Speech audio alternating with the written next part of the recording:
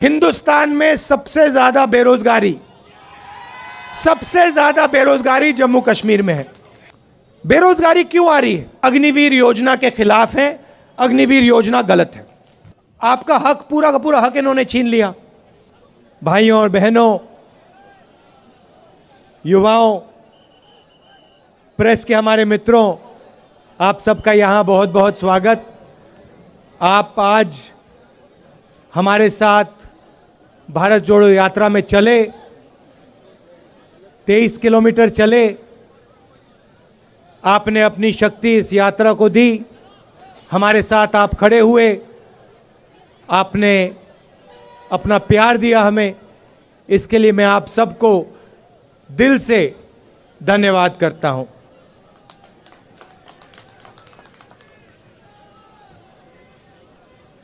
ये यात्रा 4 महीने पहले हमने कन्याकुमारी में शुरू की थी।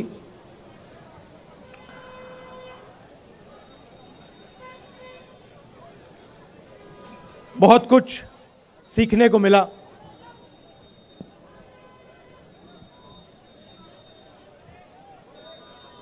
हम काफी यात्री हैं,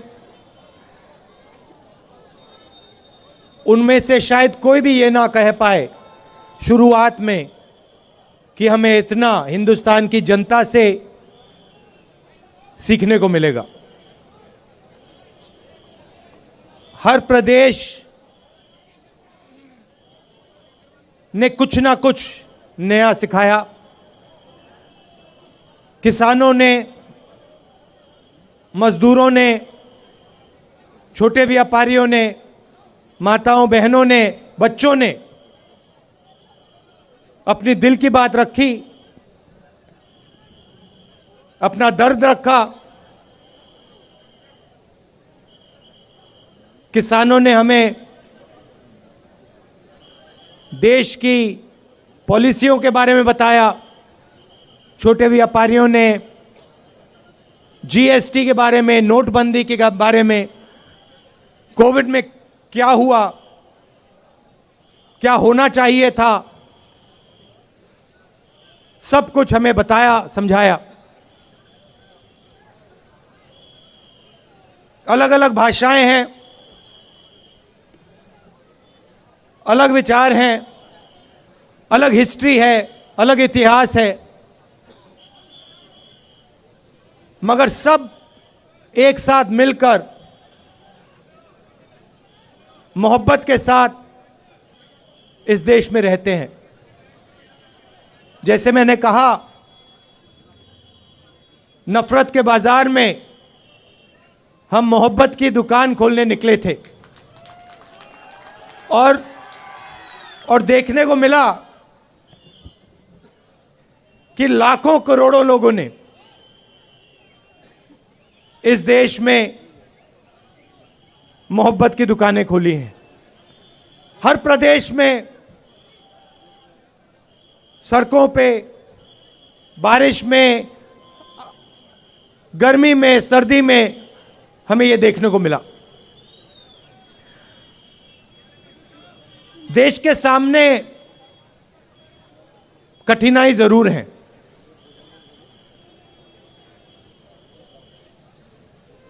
लोकतंत्र पे आक्रमण हो रहा है। उस बात को आप सबसे बेहतर समझते हो। यात्रा से पहले हमने पार्लियामेंट में मुद्दे उठाने की कोशिश की। लोकसभा में, राज्यसभा में हमने भाषण देने की कोशिश की। नोटबंदी पे, गलत जीएसटी पे, किसान बिल पे, जो चाइना हिंदुस्तान की जमीन ले गया है, 2000 स्क्वायर किलोमीटर ले गया है, उस पे, मगर हमें लोकसभा में बोलना नहीं दिया। जैसे ही हम बोलने की कोशिश करते थे, माइक ऑफ कर दिया जाता था। मैंने भाषण के शुरुआत में आप सबसे कहा, प्रेस के हमारे जो मित्र हैं उनका यहां मैंने स्वागत किया, मगर इनका भी काम लोकतंत्र की रक्षा करने का होता है।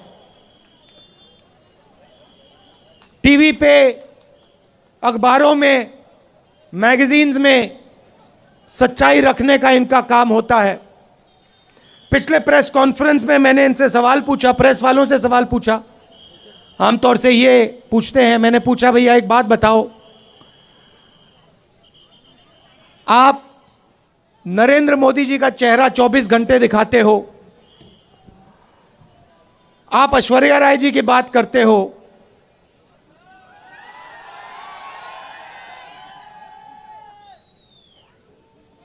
अक्षय कुमार की बात रखते हो,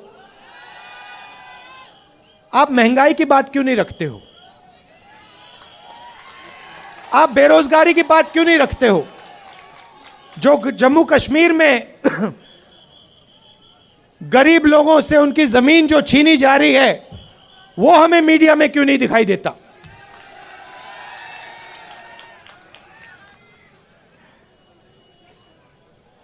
जो कश्मीरी पंडितों के साथ यहां सरकार अन्याय कर रही है। आज सुबह मेरे से मिलने एक डेलीगेशन आया और उन्होंने अपनी बात रखी।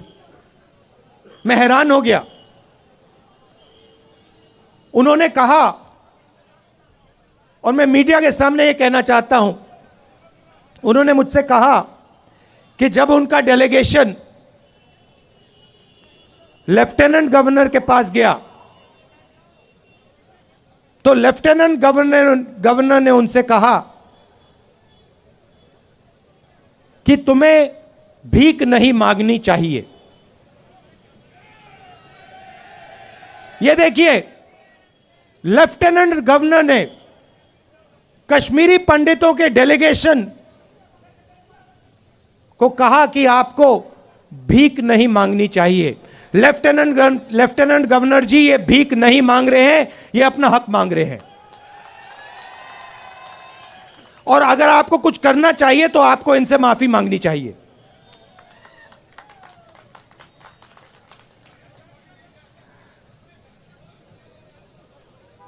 यहां पे जम्मू कश्मीर में मैं आया, अभी जम्मू में चल रहा हूं, और यहां पे आपके लोग मुझसे मिल रहे हैं। माताएं, बहनें, युवा, बच्चे, किसान सब मिल रहे हैं। यहां आते हैं, सड़क पे आते हैं, मेरे साथ चलते हैं और अपनी दिल की बात रखते हैं। दो तीन चीजें मैं, जो वो मुझे कह रहे हैं, मैं आपको कहना चाहता हूं। वो आप जानते हो, मगर मैं दोहरा देता हूं। सबसे पहले मुझे कहते हैं कि जम्मू में जो पहले, अभी आता हूं, बेरोजगारी के बारे में बोलता हूं। कहते हैं कि जो पहले जम्मू के लोग व्यापार करते थे, जम्मू कश्मीर को जम्मू कश्मीर के लोग चलाते थे, आज बाहर के लोग जम्मू और कश्मीर को चला रहे हैं।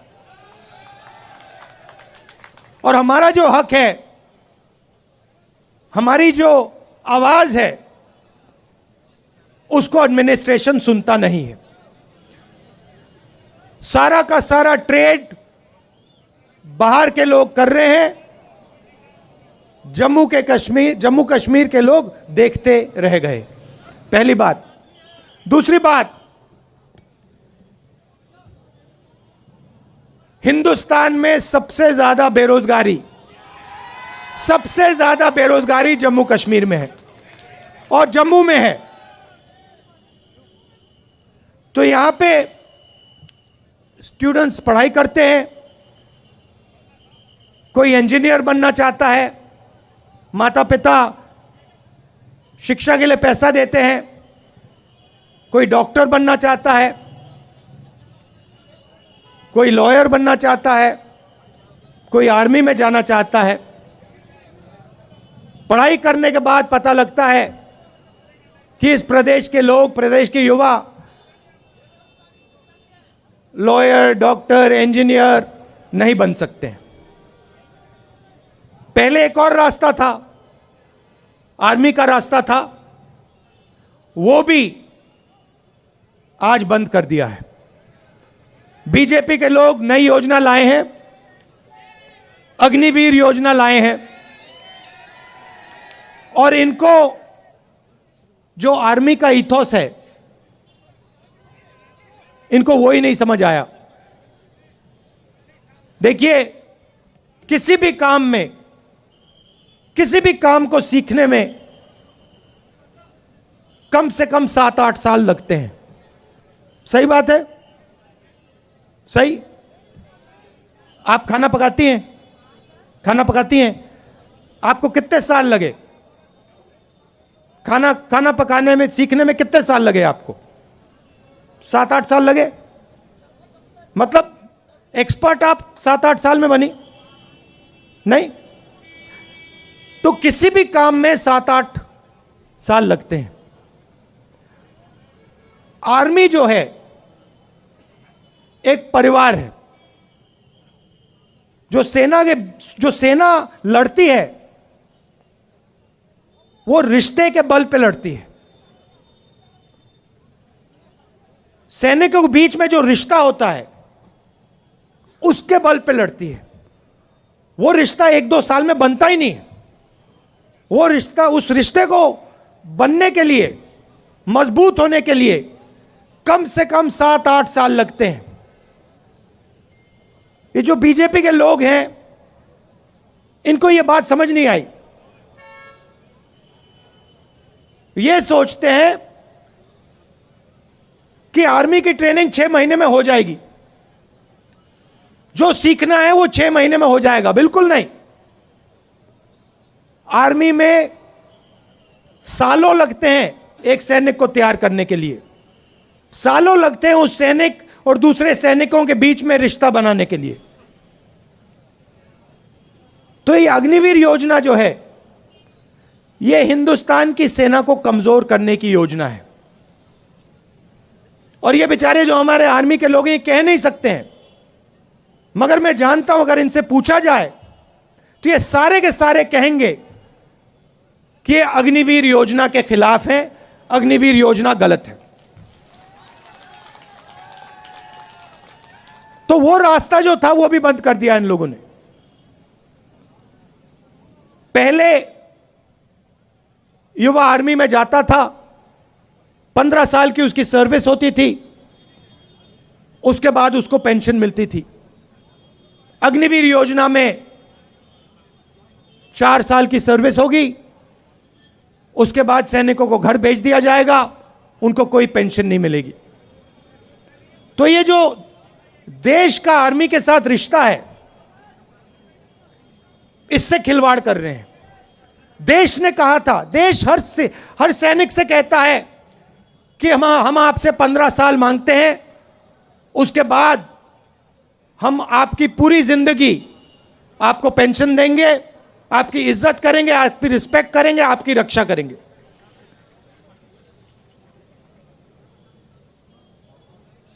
तो ये अग्निवीर योजना जो पहले युवाओं के लिए एक रास्ता था, ये भी इन्होंने बंद कर दिया। बेरोजगारी क्यों आ रही है? क्योंकि सरकार चुने हुए 2-3 उद्योगपतियों के लिए काम कर रही है। ये देखो, यहां पे आपका पूरा का पूरा व्यापार, जो भी आप करते हो, सारा का सारा उन्हीं 2-3 उद्योगपतियों के हाथ चला जाएगा। सच्चाई है। और नरेंद्र मोदी जी ने आपसे कहा था कि देखिए, नोटबंदी काले धन के खिलाफ योजना है। काला धन मिट गया क्या? नहीं मिटा ना। भाई और बहनों, नोटबंदी और गलत जीएसटी योजनाएं नहीं है, ये हथियार हैं। ये छोटे व्यापारियों को स्मॉल और मिडिल साइज बिजनेस वालों को मारने के, खत्म करने के हथियार हैं। और सच्चाई यह है कि इस देश को रोजगार सिर्फ ये लोग दे सकते हैं। ये जो 2-3 बड़े उद्योगपति हैं, ये देश को रोजगार दे ही नहीं सकते, कितनी भी कोशिश कर लें ये नहीं दे सकते हैं। तो इन्होंने क्या किया, नरेंद्र मोदी जी और बीजेपी ने क्या किया, जो हिंदुस्तान की रीढ़ की हड्डी है, जो रोजगार देने वाली रीढ़ की हड्डी है, छोटे व्यापारी, स्मॉल और मीडियम बिजनेस, इस रीढ़ की हड्डी को इन्होंने तोड़ दिया है। इसीलिए आज पूरे देश में, सिर्फ जम्मू कश्मीर में नहीं, पूरे देश में बेरोजगारी फैल रही है। आप दूसरा सवाल पूछोगे, महंगाई इतनी क्यों बढ़ रही है? वही कारण है। पूरा का पूरा धन हिंदुस्तान का 2-3 उद्योगपतियों के जेब में जा रहा है। पहले पेट्रोल का दाम क्या होता था, आज कितना है? 100 रुपए। तो जब आपके जेब में से जो 50 रुपए निकल रहे हैं, वो कहां जा रहे हैं? हवा में तो गायब नहीं हो रहे, कहीं ना कहीं तो जा रहे होंगे। क्या वो छोटे व्यापारियों की जेब में जा रहे हैं? नहीं। किसानों की जेब में जा रहे हैं क्या? नहीं। बेरोजगार युवाओं की जेब में जा रहे हैं क्या? नहीं। ये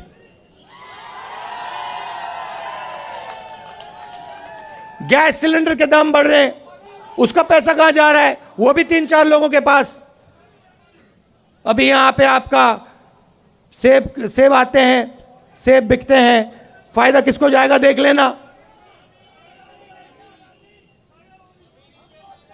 तो पूरा का पूरा धन, देश का पूरा धन 3-4 लोगों के हाथ में जा रहा है, और बाकी हिंदुस्तान बेरोजगारी,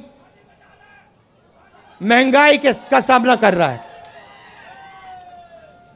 इसलिए हमने ये यात्रा कन्याकुमारी से कश्मीर तक शुरू की, और इसमें आपने हमारी जबरदस्त मदद की है। आप ये मत सोचिए कि 3500 किलोमीटर चलना आसान है, ये आसान काम नहीं है।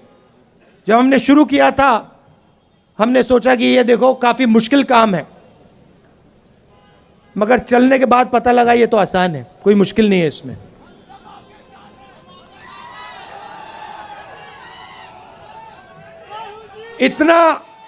इतनी मदद आपने की हमारी, मैं आपको बता रहा हूं। सुबह हम उठते 5 बजे सुबह उठते थे। अब यहां पे सिक्योरिटी वालों ने कहा है कि 7 बजे निकलना है। मैं चाहता था 6 बजे निकल जाना चाहिए, मगर इन्होंने कहा नहीं 7 बजे निकलेंगे, चिट्ठी लिख दी, तो मैंने एक्सेप्ट कर ली बात। मगर हम निकलते थे सुबह, पूरा दिन चलते थे। 25-27 किलोमीटर बाद ऐसे लगता था कि पहला किलोमीटर चल रहे हैं, थकान ही नहीं होती थी बिल्कुल।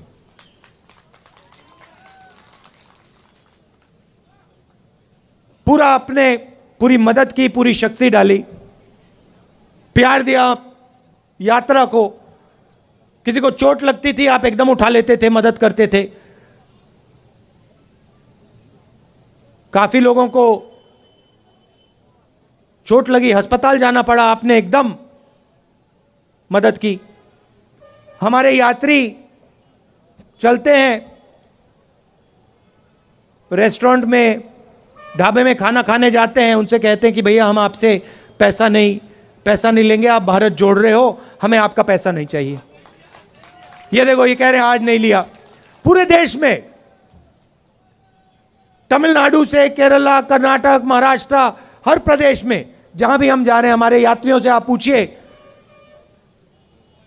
रेस्टोरेंट में, ढाबे में उनको पैसा नहीं देना पड़ता। ये प्रेस वाले पूछते हैं राहुल गांधी टी शर्ट में क्यों है?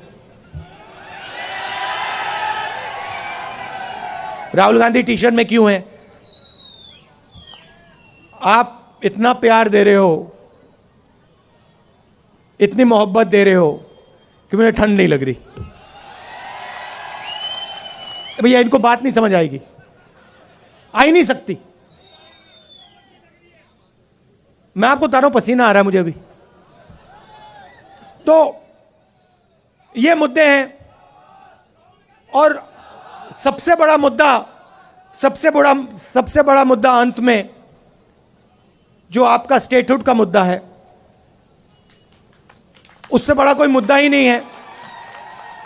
तो आपका हक, पूरा का पूरा हक इन्होंने छीन लिया। तो एकदम कांग्रेस पार्टी पूरा समर्थन आपको, जो आपका स्टेटहुड है उसको रीइंस्टेट करने में पूरा हम दम लगा देंगे। आपने इतना प्यार दिया, दिल से आपका मैं धन्यवाद करना चाहता हूं। और अभी हम आपके साथ और चलेंगे, आपसे मिलेंगे, इसके लिए बहुत बहुत धन्यवाद।